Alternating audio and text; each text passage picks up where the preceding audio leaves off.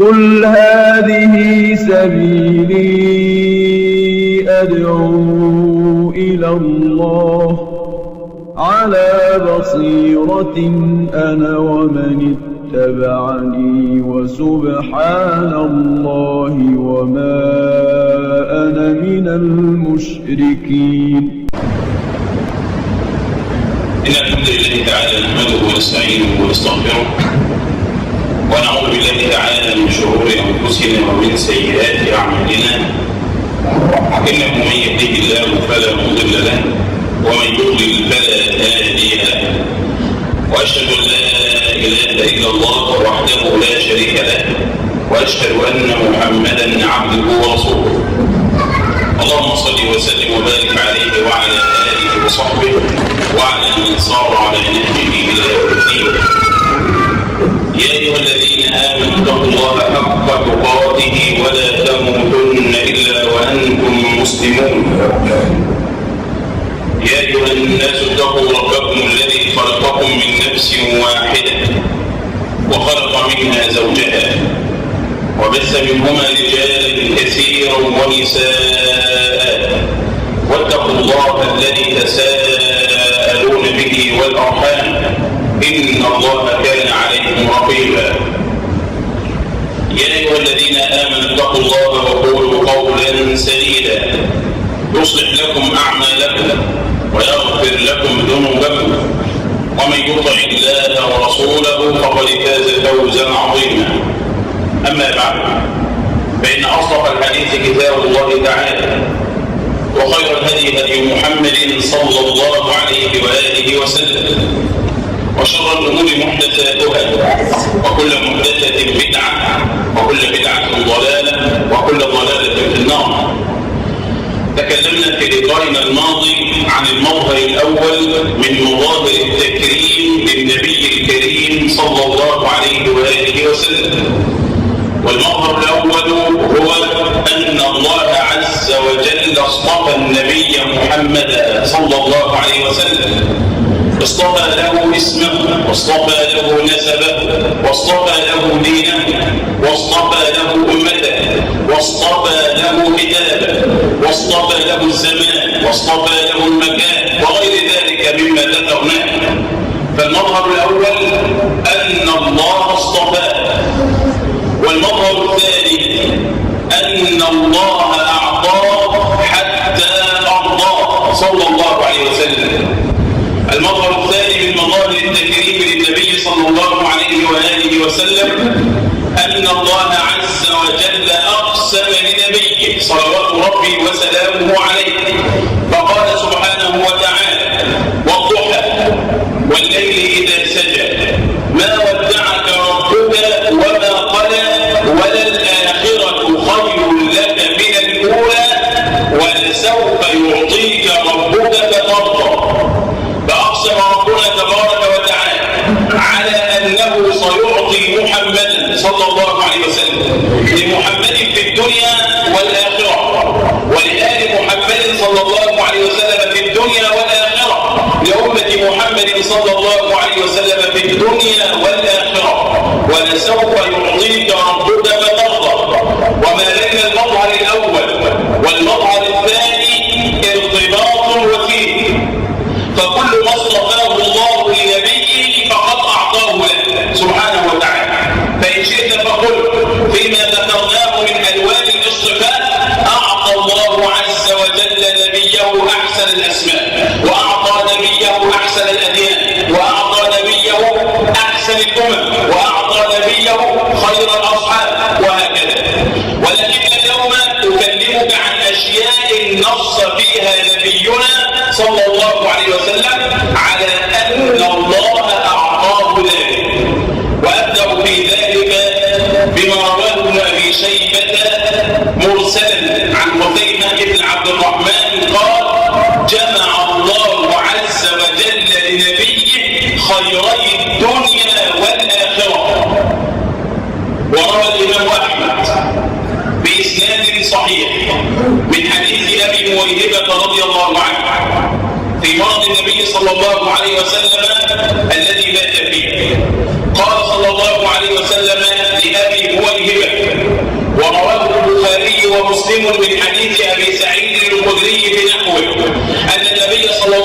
عليه وسلم قال إن عبدا من عباد الله خيره الله عز وجل بين أن يعطيه من زينة الدنيا ما شاء، أن يعطيه من زينة الدنيا وزهرتها ما شاء والخلد فيها ثم الجنة، وبين لقاء الله عز وجل فاختار لقاء الله تبارك وتعالى. قال أبو مويهبة هل اخترتنا يا رسول الله صلى الله عليه وسلم؟ فقد أعطى الله عز وجل لنبيه مفاتيح الملك وكنوز الأرض في الدنيا، وأعطى الله عز وجل ذلك لأمة النبي محمد صلى الله عليه وسلم كما سيأتي. روى الإمام البخاري ومسلم في صحيحيهما من حديث جابر رضي الله عنه قال قال رسول الله صلى الله عليه وسلم أعطيت خمسا لم يعطهن أحد قبلي، خمسة أشياء خص بها النبي صلى الله عليه وسلم. قال نصرت بالرعب مسيرة شهر وجعلت لي الأرض مسجدا وطهورا، فأيها رجل من أمتي أدركته الصلاة فليصلي، وأحلت لي المغانم ولم تحل لأحد قبلي، وأعطيت الشفاعة، وكان النبي يبعث إلى قومه خاصة وبعثت إلى الناس عامة. وقال رسول الله صلى الله عليه وسلم كما روى الإمام أحمد والطيالسي والطبري بإسناد حسن قال أعطيت مكان التوراة السبع، مكان التوراة السبع. قال جماعة من العلماء السبع صور أطوال من البقرة إلى آخر سورة التوبة وقيل إلى يونس. أعطيت مكان التوراة السبع وأعطيت مكان الزبور المئين، أي السور التي تشتمل على أكثر من 100 آية، وأعطيت مكان الإنجيل المثاني الفاتحة. قال وفضلت بالمفصل، فأعطى الله عز وجل لنبيه صلى الله عليه وسلم ما في سائر الكتب التي أنزلت قبله، فأعطاه الله القرآن مصدقا ومهيمنا على ما سبق من الكتب. وروى الإمام أحمد وابن أبي حاتم بالتفسير بإسناد حسن عن حذيفة بن اليمان رضي الله عنه قال صلى رسول الله صلى الله عليه وسلم صلاة طويلة وسجد سجدة طويلة حتى ظننا أنه لن يخرج إلينا، ولعل ذلك في تلك الليالي التي كان الصحابة ينتظرون النبي في المسجد ليصلي بهم قيام الليل. قال فلما خرج علينا رسول الله صلى الله عليه وسلم قال إن الله عز وجل استشارني في أمتي. قال يا محمد ما تريد أن أفعل بأمتي؟ قلت يا رب ما شئت. قال يا محمد إني لا أحزنك في أمتك، يا محمد إني لا أحزنك في أمتك، كما في صحيح مسلم من حديث عبد الله بن عمرو بن العاص رضي الله عنهما قال النبي صلى الله عليه وآله وسلم قول عيسى عليه السلام إن تعذبهم فإنهم عبادك وإن تغفر لهم فإنك أنت العزيز الحكيم. قال فرفع رسول الله صلى الله عليه وسلم يديه وهو يبكي يقول أمتي أمتي، فنزل جبريل عليه السلام يسأل النبي صلى الله عليه وسلم يا محمد ربك يقول لك ما يبكيك وهو سبحانه وتعالى أعلم. قال صلى الله عليه وسلم أمتي أمتي، فصعد جبريل إلى الله عز وجل فقال ربنا تبارك وتعالى لجبريل عليه السلام يا جبريل قل لمحمد إنا سنرضيك في أمتك ولا نسوء.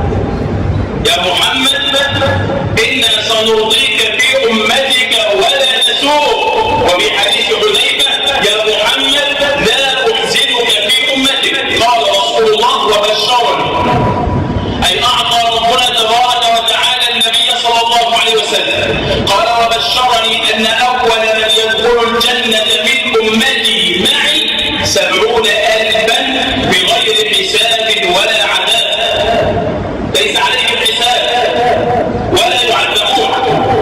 ومع كل 1000 70,000، بل وروى الإمام أحمد كما ذكرت من قبل: مع كل واحد من 70,000 70,000 يدخلون الجنة بغير حساب ولا عذاب، يشفعون في عشائرهم وقبائلهم، يشفعون في إخوانهم المسلمين، يشفعون في إخوانهم الموحدين. اللهم اجعلنا منهم برحمتك، أنت أرحم الراحمين. قال صلى الله عليه وآله وسلم: ثم أرسل الله عز وجل إلي، يعني أرسل جبريل، فقال: يا محمد ادعو هدى. هذا في الدنيا، غير الدعاء يوم القيامة حين السجود بين يدي العرش. يا محمد ادعو هدى وسل طع. فقلت لرسوله، يعني لجبريل: أو أعطي ربي سؤلي؟ قال: ما أرسلني إليك إلا ليعطيك. قال: ولقد أعطاني ربي ولا فخر. لا أقول هذا افتخارا، إنما أقول هذا تحدثا بنعمة الله عز وجل. ولقد أعطاني ربي ولا فخر، غفر لي ما تقدم من ذنبي وما تأخر، وأنا أمشي حيا صحيحا. قال العلماء: لذلك كل نبي يخاف يوم القيامة فيقول: إن ربي قد غضب اليوم غضبا لم يغضب قبله مثله ولم يغضب بعده مثله، ثم يذكر ذنبه. أما النبي صلى الله عليه وسلم فقد خصه ربه بأن أعلم وهو يسير على الأرض بقدميه أنه قد غفر له، فلم يقل إن ربي قد غضب غضبا، إنما نظر إلى رحمة الله عز وجل فقال حين قالوا لسنا له: قال رسول الله: أنا لا، صلى الله عليه وسلم. أعطاني ربي عز وجل أنه قد غفر لي ما تقدم من ذنبي وما تأخر، وأنا أمشي حيا صحيحا. وأعطاني ألا تجوع أمتي ولا تغلب. لن تهلك الأمة بالجوع ولن تهلك الأمة بالهزيمة. أعطاني ألا تجوع أمتي ولا تغلب، وأعطاني الكوثر. إنا أعطيناك الكوثر. قال ابن عباس: هو الخير الكثير. قالوا: إنهم يقولون هو نهر في الجنة. قال: النهر من الخير الكثير. أعطاني الكوثر. قال صلى الله عليه وسلم: نهر من الجنة يسيل في حوضي. هذا الحديث أثبت الكوثر والحوض معا. فالكوثر نهر في الجنة، حافتاه من الدر والياقوت، حصباه اللؤلؤ. رسول الله صلى الله عليه وسلم رآه وأخذ من مسكه الذي في الأرض. ثم هذا الحوض، هذا الكوثر، يصب منه بميزابين في حوض النبي صلى الله عليه وسلم يوم القيامة. قال رسول الله: وإني لأرجو أن يسقيني الله، أي وهو في أرض المحشر، من القرآن، يعني من أول ماء الحوض عند نزوله من الكوثر. وقد أعطاه الله عز وجل ذلك وفوق ذلك صلى الله عليه وسلم. قال: وأعطاني العز والنصر، وأعطاني العز والنصر والرعب يسير بين يدي أمتي شهرا. وأعطاني أني أول الأنبياء أدخل الجنة، وطيب لي ولأمتي الغنيمة، وأحل لنا كثيرا مما شدد على من قبلنا، ولم يجعل علينا في الدين من حرج. وقال رسول الله صلى الله عليه وسلم كما روى الإمام البخاري في صحيحه من حديث عقبة: صعد النبي صلى الله عليه وسلم على المنبر فقال إني فرط لكم. الفرط هو من يتقدم بين يدي القوم ليهيئ لهم الطعام والشراب. إني فرط لكم وأنا شهيد عليكم وإني أنظر إلى حوضي الآن، وهو على منبره، لأن منبر النبي صلى الله عليه وسلم على قرعة من قرع الجنة، وما بين المنبر والمنزل روضة من رياض الجنة. قال وإني أعطيت مفاتيح خزائن الأرض ولكني أخاف عليكم أن تنافسوا فيها كما تنافسوا فيها. أي الله. قال أبو هريرة أعطى الله عز وجل نبيه مفاتيح الأرض وقد قبضه وأنتم تنتهزونها، أنتم تمرحون فيها وقد رغب عنها رسول الله صلى الله عليه وسلم. وقال رسول الله صلى الله عليه وسلم كما في الصحيحين أعطيت جوامع الكلم ونصرت بالرعب وجعلت لي الأرض مسجدا وطهورا وأرسلت إلى الناس كافة وختم بي النبيون. وقال رسول الله صلى الله عليه وآله وسلم كما روى ابن خزيمة وأصله في صحيح مسلم إن الله فضل أمتي على الأمم. إن الله فضل أمتي على الأمم بثلاث: جعل لها الأرض مسجدا وطهورا وجعل صفوفنا كصفوف الملائكة يعني بالصلاة، وأعطى الله عز وجل هذه الأمة أواخر سورة البقرة من بيت من كنز تحت عرش الرحمن سبحانه وتعالى. الإمام الطبري يعلق على قول الله عز وجل ولسوف يعطيك ربك فترضى، يقول جمع الله الفضائل لنبيه فخصه بها في الدنيا والآخرة. قال جماعة من أهل العلم فما أعطى الله عز وجل نبيا من الأنبياء شيئا إلا وأعطى محمدا مثله أو أفضل. قال فمثلا أمر الله الملائكة أن تسجد لآدم، وأمر الله عز وجل الملائكة أن تصلي على محمد صلى الله عليه وسلم. وإنما كانت الصلاة على النبي خير من السجود لآدم، لأن الله أدخل نفسه في من يصلي على عبده. إن الله وملائكته يصلون على النبي يا أيها الذين آمنوا صلوا عليه وسلموا تسليما. وإذا كان الله عز وجل علم آدم الأسماء كلها فقد روى الترمذي وغيره بإسناد صحيح لشواهده قال رسول الله صلى الله عليه وسلم أتاني ربي عز وجل الليلة في أحسن صورة فقال يا محمد فيما يختصم الملأ الأعلى؟ قلت الله أعلم. فوضع الله عز وجل كفه بين ثديي أو بين كتفي قال فعلمت ما في السماوات وما في الأرض. فأعلم الله نبيه كما أرى الله عز وجل إبراهيم ملكوت السماوات والأرض إلا المفاتيح الخمس التي لا يعلمها إلا الله. فإذا كان الله علم آدم الأسماء فقد علم محمدا الأشياء صلى الله عليه وسلم. وإذا كان ربنا تبارك وتعالى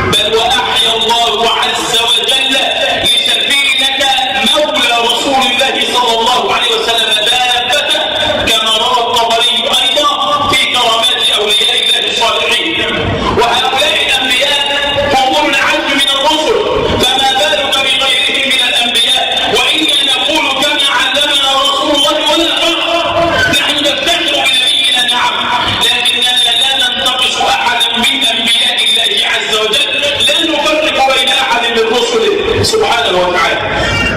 أعطى الله عز وجل نبيه، ومما أعطاه ما قاله رسول الله صلى الله عليه وآله وسلم،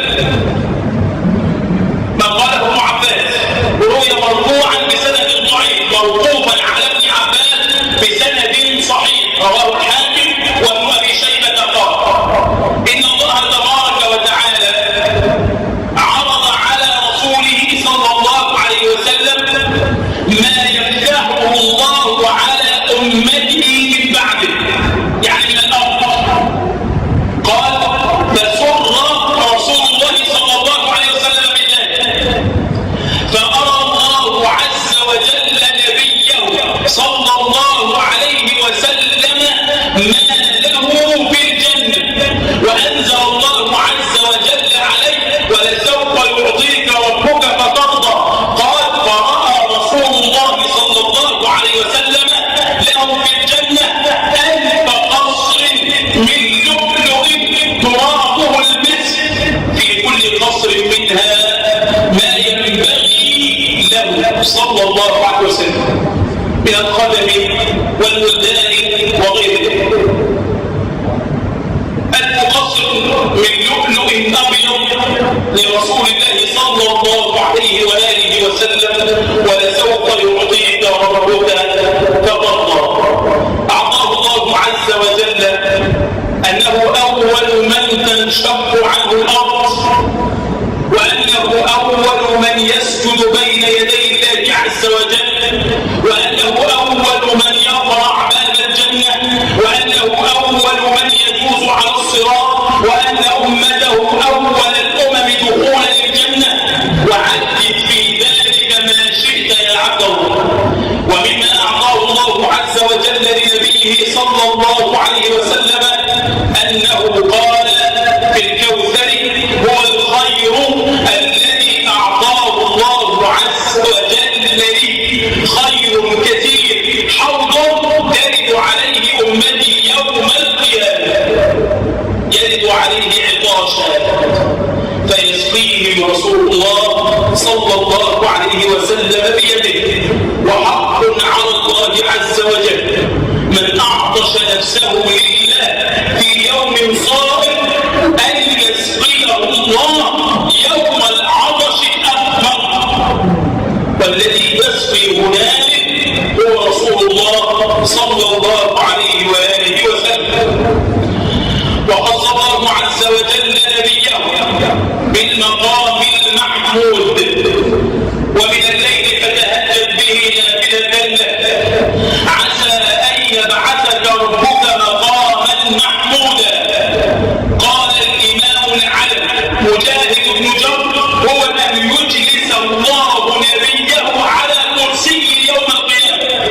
قال ابن سلام: هو أن يجلس الله نبيه على كرسي عن يمين الرحمن يوم القيامة. وأعطى الله عز وجل نبيه أن الله يأمره وأن يأمر غيره: يا محمد ارفع رأسك وقل يسمع لك، واشفع تشفع. فهو أول من ينظر إلى وجه الله عز وجل يوم القيامة. والخليل إبراهيم يقول للناس لما سألوه الشفاعة: إنما أنا خليل من ورائي وراء. فينطلق إلى محمد فلا يقل أنا خليل من ورائي وراء، لأنه خليل كلمه الله، وهو أول من ينظر إلى وجه الله صلى الله عليه وآله وسلم. وأنواع الشفاعات كثيرة لعلنا نعرض لها يوما ما إن شاء الله، لكن أعظم هذه الشفاعة شفاعة الفصل بين القضاء التي بين العباد، التي يظهر بها سيادة النبي على كل البشر: أنا سيد ولد آدم صلى الله عليه وسلم. ومما أعطاه الله عز وجل لأمة النبي صلى الله عليه وسلم ما قاله السلف في تفسير قول الله عز وجل: ولسوف يعطيك ربك فترضى. قالوا: لا يرضى رسول الله ومسلم في النار حتى يشفع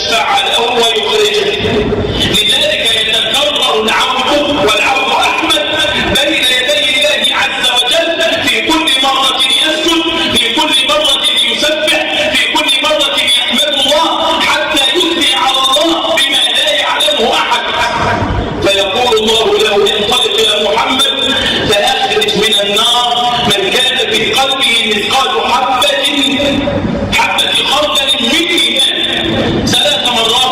وفي الرابعة يقول صلى الله عليه وسلم: يا رب إذن لي في من قال لا إله إلا الله، أي خالصا من قلبه، صدقا من قلبه، محبا لهذه الكلمة من قلب الله. فيقول الله عز وجل: ليس ذلك لك يا محمد، ولكن وعزتي وجلالي وجبريالي وكبريائي لأخرجن من النار من قال لا إله إلا الله خالصا من قلبه. فإذا نشهده ونشهد الله وملائكته وجميع خلقه أن نشهد أن لا إله إلا الله وأن محمدا عبده ورسوله. قل هذا واستغفر الله.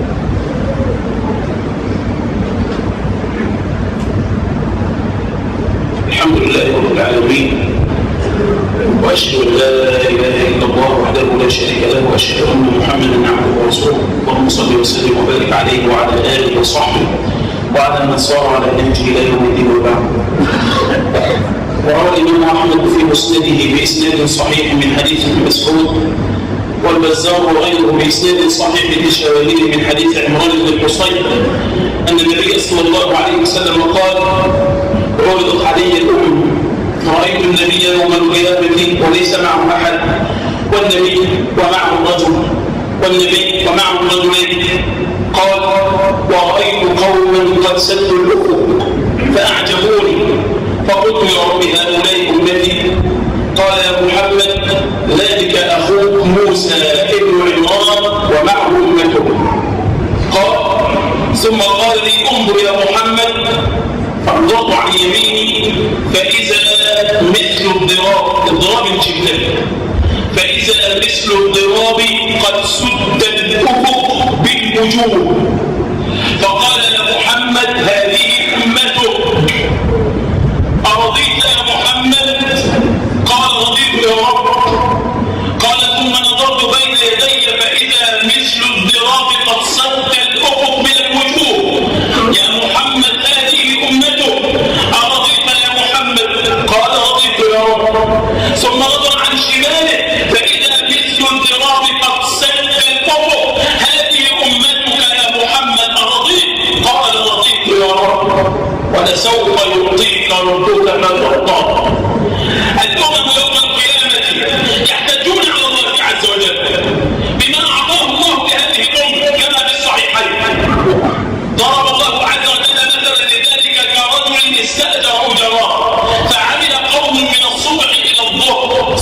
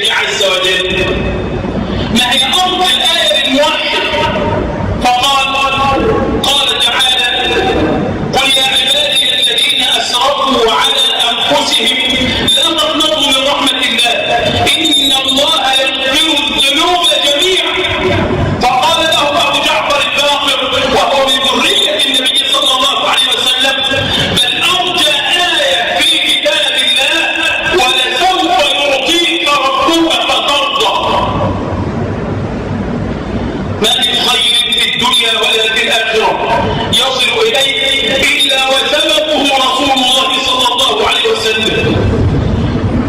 والله عز وجل اصطفى لنبيه والأمة نبيه الخير الكثير، لكن حتى لا أطيل أذكر لك ما أعطاه الله لهذه الأمة في هذا الشهر المبارك العظيم. أعطى الله عز وجل نبيه محمدا وأمته شهر القرآن، شهر رمضان الذي أنزل فيه القرآن، شهر رمضان الذي يصفد فيه الشيطان، شهر رمضان الذي تفتح فيه أبواب الجنان، شهر رمضان الذي تغلق فيه أبواب النيران، شهر رمضان شهر الرحمات، شهر مغفرة السيئات، شهر العتق من النار، شهر رمضان شهر المغفرة من الله عز وجل، شهر رمضان شهر الصبر وإنما يوفى الصابرون أجرهم بغير حساب،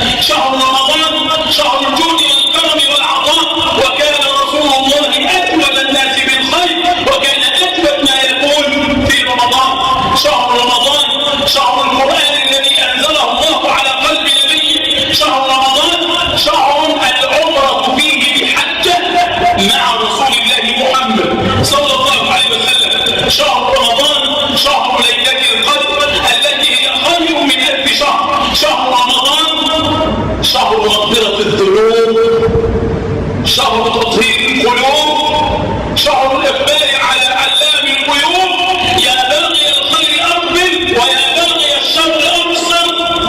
شهر رمضان الذي أعطاه الله عز وجل لأمة النبي شهر الجهاد والعمل، شهر البذل لله عز وجل، شهر التوجيه لدين الله تبارك وتعالى، شهر الصدق مع الله، شهر الإخلاص لله، شهر الجهاد الذي نصر الله عز وجل فيه المسلمين في بدر، ودفع الله عز وجل فيه الأحزاب عن المسلمين في غزوة الخندق، وفتح الله عز وجل فيه مكة، ونصر الله عز وجل المسلمين في الأندلس ففتحوا الأندلس، ودافع الله عن المسلمين في موقعة عين جالوت، ونصر الله المسلمين في العاشر من رمضان. شهر رمضان الشهر الذي اصطفى الله عز وجل فيه صالح الأشياء لأمة النبي. قال صلى الله عليه وسلم: سياحة أمتي الصيام.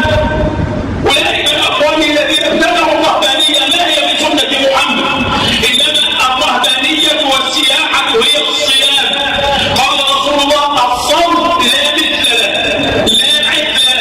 لذلك قال ابن عبد البر: الصيام أفضل الأعمال عند الله. شهر رمضان الذي أضافه الله إلى نفسه قال: كل عمل ابن آدم له إلا الصوم فإنه لي. علماء كلام كثير في هذه الكلمة، من أجملها وأجودها وأفضلها وأرقها قول بعض السلف: الله عز وجل كما قال سبحانه: وهو يطعم ولا يطعم. الله عز وجل لا يأكل ولا يشرب، فلما أراد العبد أن يتعبد لله بصفة من صفات الله، كما أن العلم من صفات الله وللعبد علم بحسب حال العبد، وكما أن السمع والبصر من صفات الله وللعبد سمع وبصر بحسب حال العبد، فامتنع العبد عن الطعام والشراب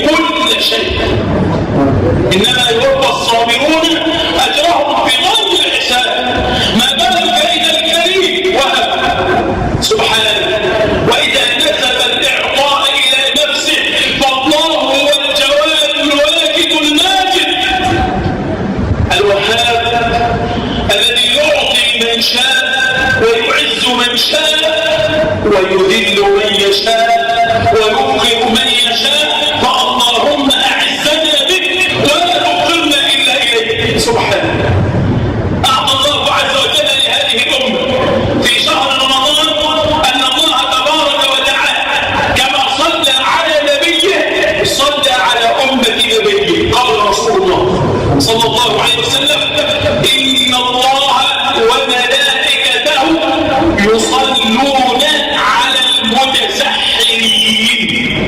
فالله في عيائه يثني على عبده الصائم القائم العابد الخاشع الذي ما أراد بذلك إلا وجه الله عز وجل.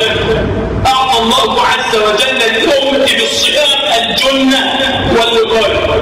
الجنة في الدنيا الست، والوقاية من الذنوب، من الآثام، من المعاصي. ليس لله حاجة أن تدع الطعام والشراب إذا كنت ستقع في الآثام. فرب صائم ليس له من صيامه إلا الجوع والعطش.